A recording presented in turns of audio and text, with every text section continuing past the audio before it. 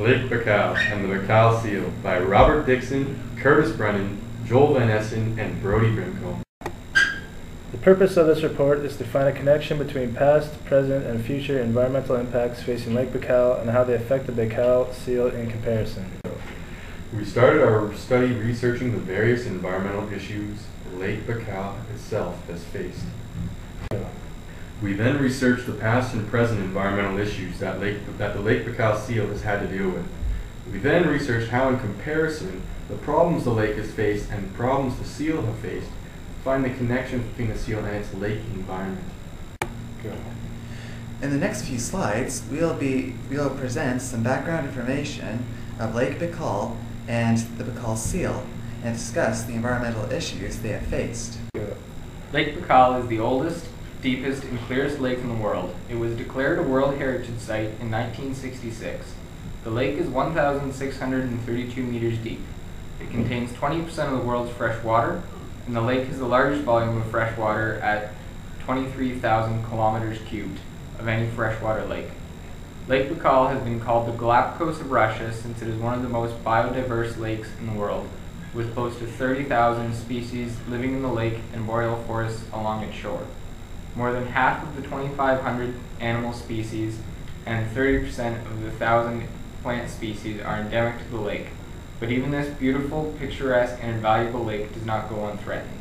Go.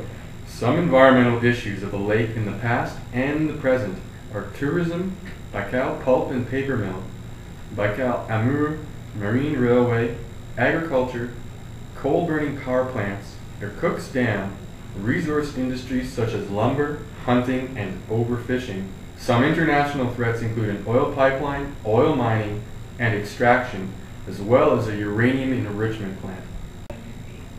Lake Baikal is adjacent to the Central Siberian Plateau, one of 3 areas in the world experiencing the most rapid climate change. The other 2 regions are the Antarctic Peninsula and northwestern North America. Annual air temperatures increased 1.2 degrees Celsius over the last century, twice the global average, with winter temperatures increasing more than 2 degrees Celsius and those in summer 0.8 degrees Celsius. In addition, the ice-free season lengthened 18 days from 1869 to 2000, and ice thickness decreased 12 centimeters between 1949 and 2000 in the southern basin. Climate changes of the past century are likely to intensify in the Baikal region, becoming warmer and wetter by the latter part of the 21st century, particularly during winter months. Humans have threatened Baikal by the way they have changed the landscape with logging, farming, hunting, overfishing, and the effects of the major cities and the many towns which pump their wastewater into tributaries of Baikal. The logging and agriculture near Lake Baikal increases soil erosion, as well as add pesticides and fertilizers. The second major source of pollution is the Selenga River, which drains the Ulanud and several cities in Russia and Mongolia. Despite the installation of more than 100 wastewater treatment plants during the past decade, in the past, the lumber industry logged the lakeshore, and the logs were transported by floating them down along the lake. But now, logging is being restricted from the lakeshore to prevent damaging the lake ecosystems. Hunting had also had a large effect on the lake. There was a time when the Nerpa seal was driven almost to extinction by hunting for its hide and overfishing of its main food source, the golem yanka. Currently, though, the Nerpa seal population has bounced back and is at its peak population for the lake, at about 100,000 individuals. Some of the other threats included the cities and their industries, such as coal-fired plants in the southern city of Sludyanka and industry in the northern city of Severobaykalsk, continue to pollute the lake, as do 16 surrounding towns and more than 50 industrial enterprises along its shores. The very first industry to ever dump into Lake Baikal was and still is the pulp and paper mill on the lake. It opened in 1966 and has been operating till now. It has only been closed once, for 1 year, in 2009, but was reopened. The mill pollutes 200 square kilometers of the lake and causes some of the worst air pollution in Russia. The paper mill also provides 3,500 jobs in a very sparsely populated region. A newer and potentially more hazardous threat, the oil pipelines and oil production in the Selenga Delta. The oil production is being proposed in the Selenga River Delta. The Selenga River, which drains Umanud into Lake Baikal and would undoubtedly affect the river's health and Lake Baikal's health. From the delta, an oil pipeline is being proposed. Originally, it was supposed to be within 800 meters of Lake Baikal in a seismic region, but has since been moved 40 kilometers north. This pipeline will transport oil all the way to China. Oil pipeline in the Baikal that was going to be constructed after many complaints. Vladimir Putin commanded the oil pipeline to be moved 40 kilometers. Lake Baikal is the most studied lake in the world and has been called the Russian Galapagos. Lake Baikal is a very large and ancient lake which contains 20% of Earth's unfrozen fresh water. This lake should be preserved and studied. The current threats have already had an irreversible impact by causing mutations of some of the species that live in Lake Baikal. The pulp and cellulose mill on the southern shore, which polluted 200 square kilometers of the lake, has caused some of the worst air pollution in Russia and genetic mutations in some of the lake's endemic species. There are many scientists working to study and preserve the lake, but with increased urbanization, industrialization, and the exploitation, it will get harder and harder for the mitigation of these threats, which leads me to wonder, what will Baikal be like in the future? Will it still be a wonder of nature with the clearest water in the world?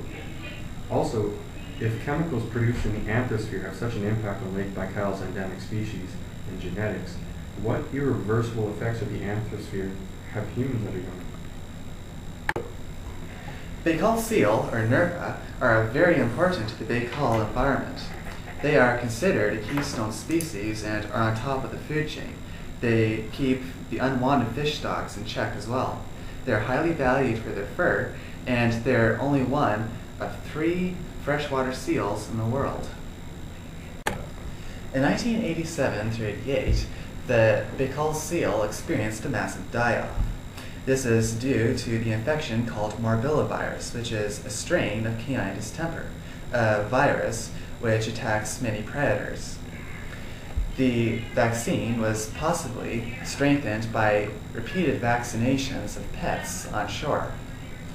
The infection was allowed to happen due to a big rundown in the seal's immune system, which is due to a huge bioaccumulation of organic chlorines, DDT, and other heavy metals.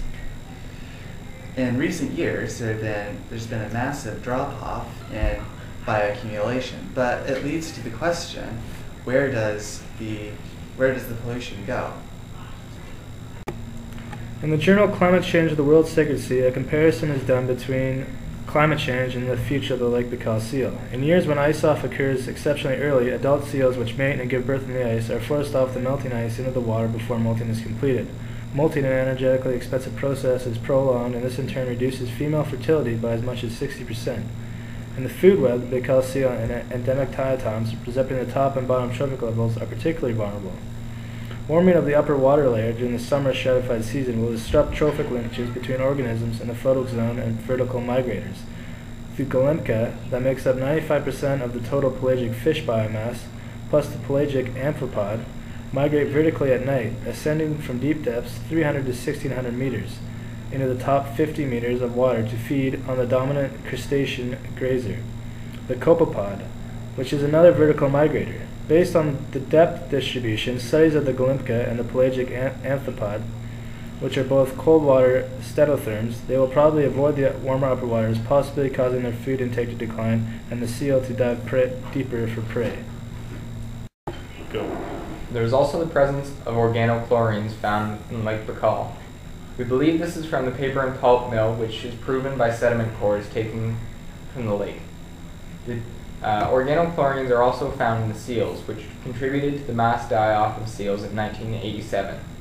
There is also DDT found in Lake Baikal, both in the sediment and in the seals. The DDT is believed to come from agricultural runoff from the Selenga. DDT was banned in Russia in 1972. However, there is still deposits, and it's still bioaccumulated in the seals. In 1987, the government introduced new legislation to help protect both the seals and the lake from industrial practices.